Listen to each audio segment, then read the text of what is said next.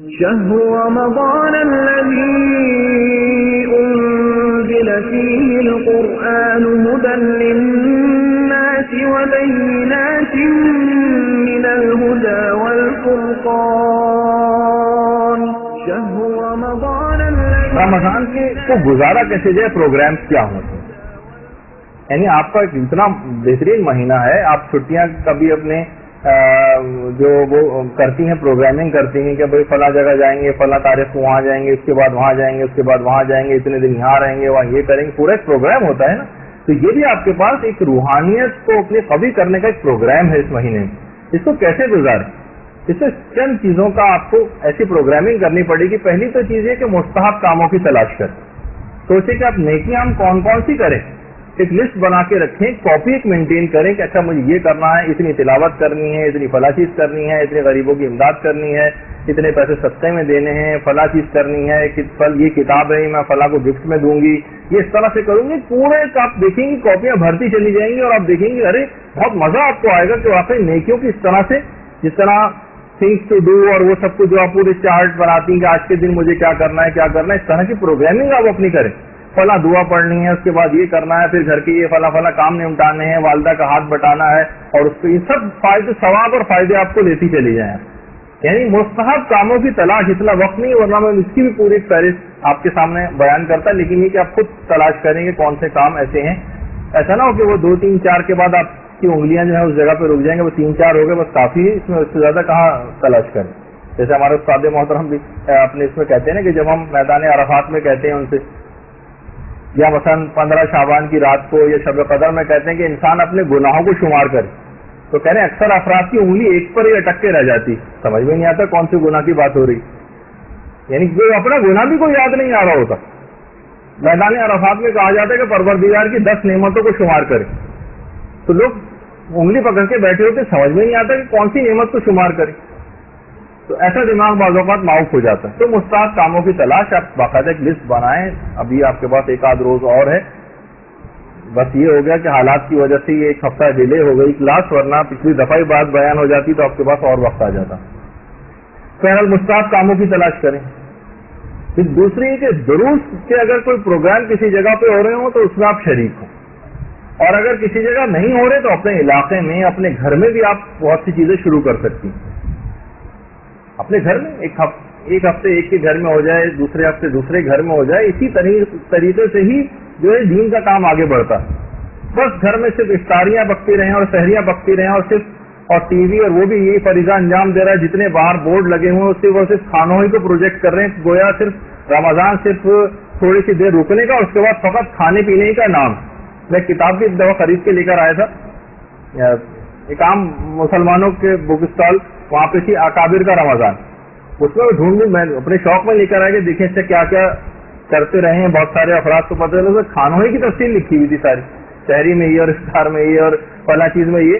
تو صرف کھانے پینے کی طرف متوجہ نہیں ہونا چاہیے، بلکہ اور چیزوں کی طرف بھی انسان متوجہ ہو کہ اس مہینے کو میں کیسے گزاروں. تو دروس کے ایسے پروگرام میں یقیناً معرفت کی باتیں ہوں گی، اس میں احکامات بیان کیے جائیں گے، اس میں انسان کی روحانیت کو قوی کرنے والی بہت سی چیزیں ہوتی ہیں.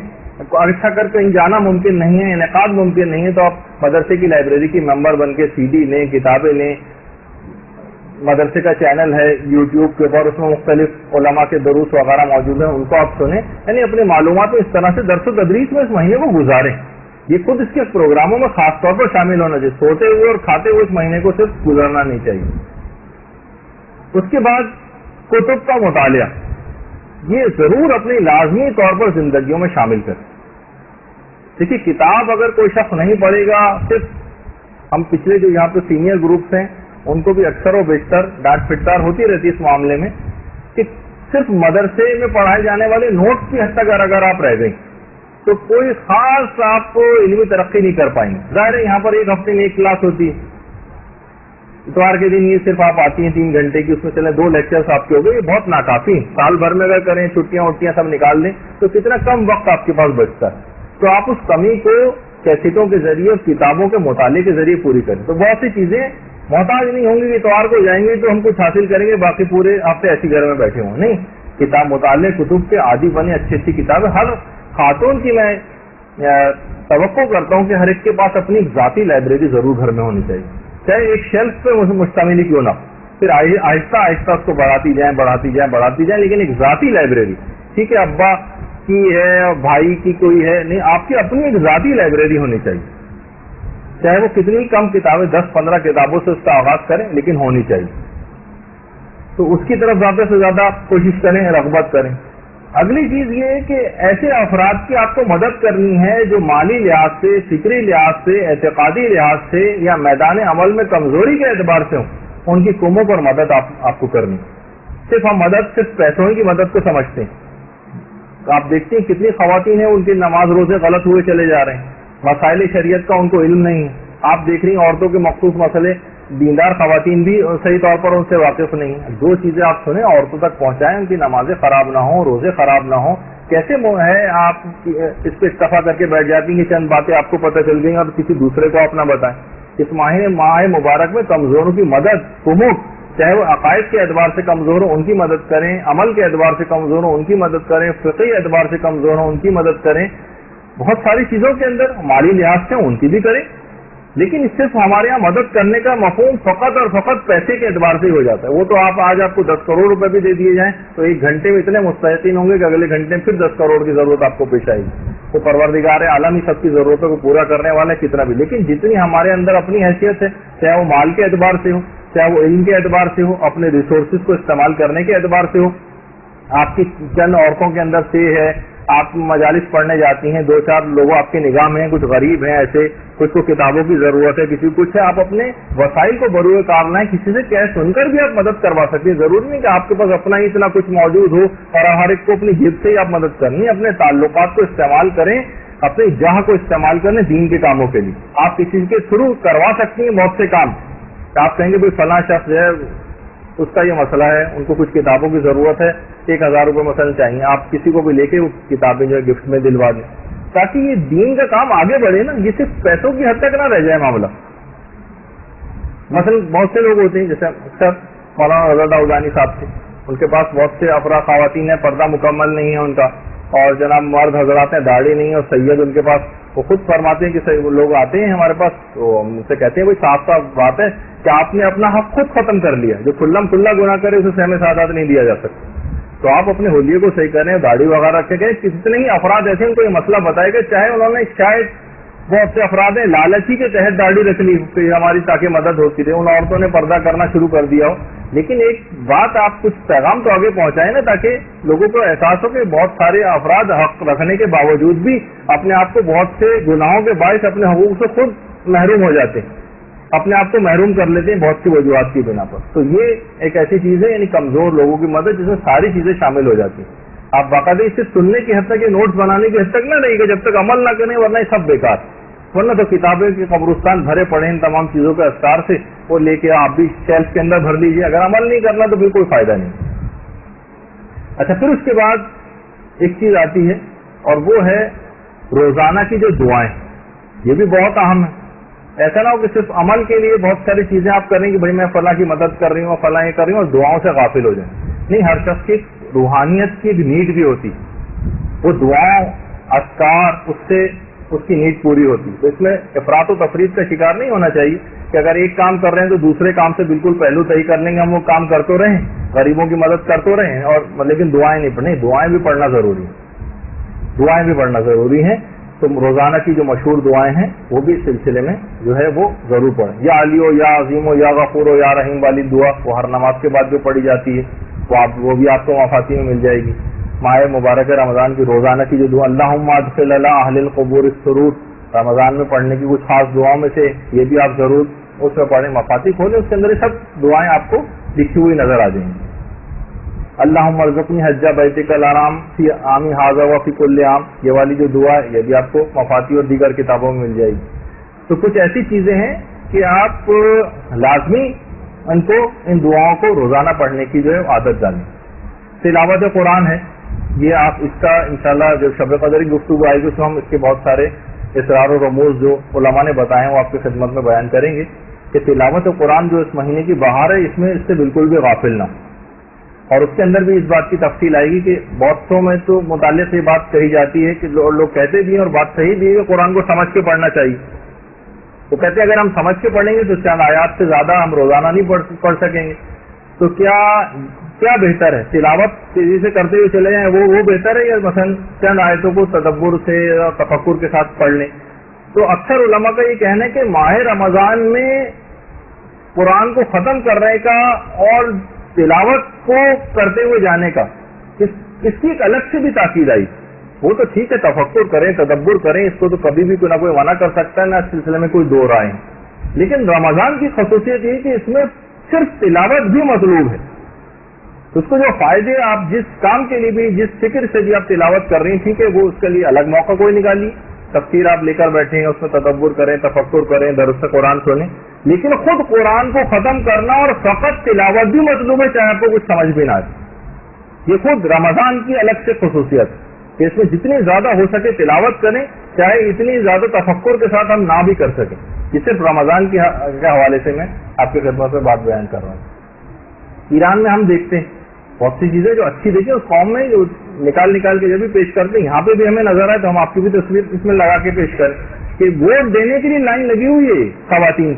تو یہ فالتو وقت یہاں پہ بھی کیوں ضائع کیا جائے؟ تلاوت قرآن، ہاتھ میں قرآن لے کے اس لائن میں لگ کے بھی تلاوت ہو سکتی.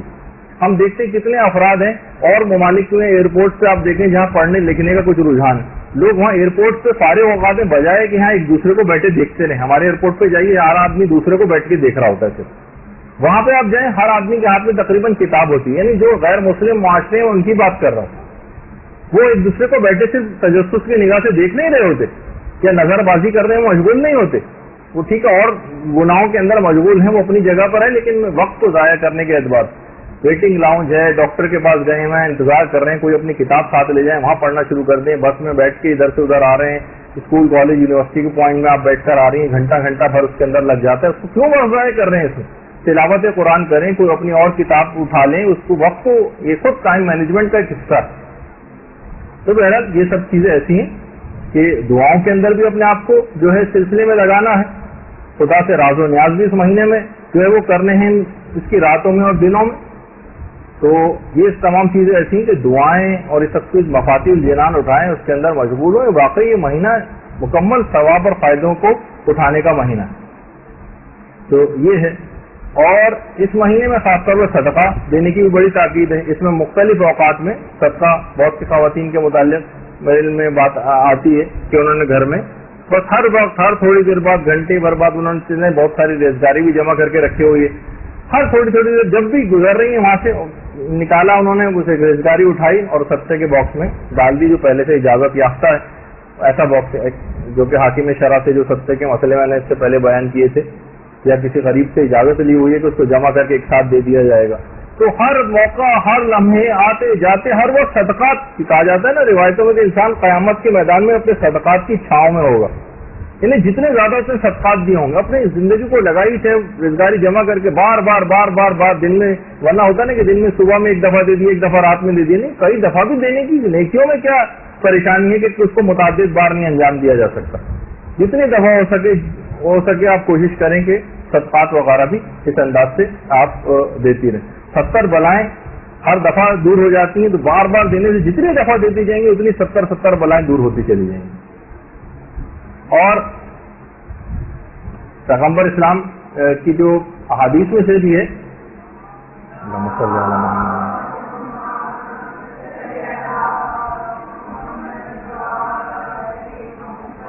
کہ گناہ بھی صدقہ دینے سے جو ہے وہ معاف ہوتے ہیں، اور بہت ساری روایت اس سلسلے میں جو ہیں. اور ہمارے 8ویں امام موسیٰ کاظم علیہ السلام کے متعلق فرماتے ہیں اللہم صلی علی محمد وعلی آل محمد.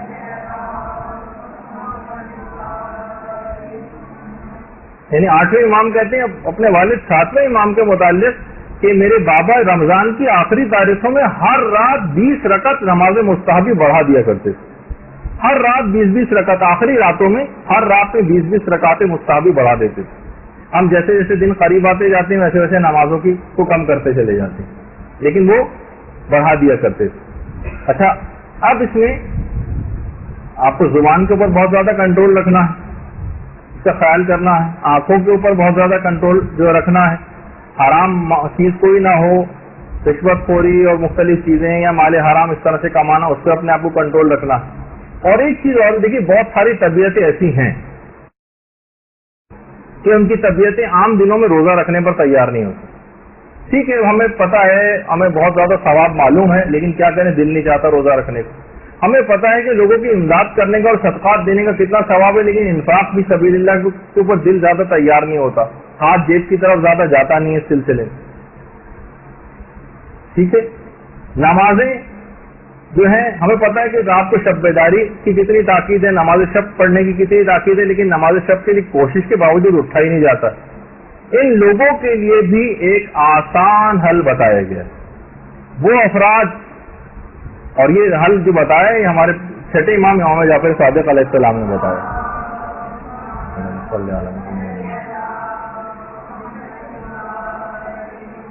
کہ جن کی طبیعتیں انفاق فی سبیل اللہ پر، انہیں صدقات دینے اور مال خرچ کرنے پر راغب نہیں ہوتی، جو راتوں کو اٹھ کر شب بیداری کے اوپر جن کی طبیعتیں تیار نہیں ہوتی، جن سے مستحبی روزہ نہیں رکھا جاتا، امام فرماتے ہیں ٹھیک ہے اگر یہ نہیں کر پاتے تو یہ چاہے یہ چیزیں نہ کریں کیونکہ طبیعت ان کی مائل نہیں ہے اس طرح، لیکن ان کو پھر تسبیحات اربع پڑھنے سے بخل نہیں کرنا چاہیے.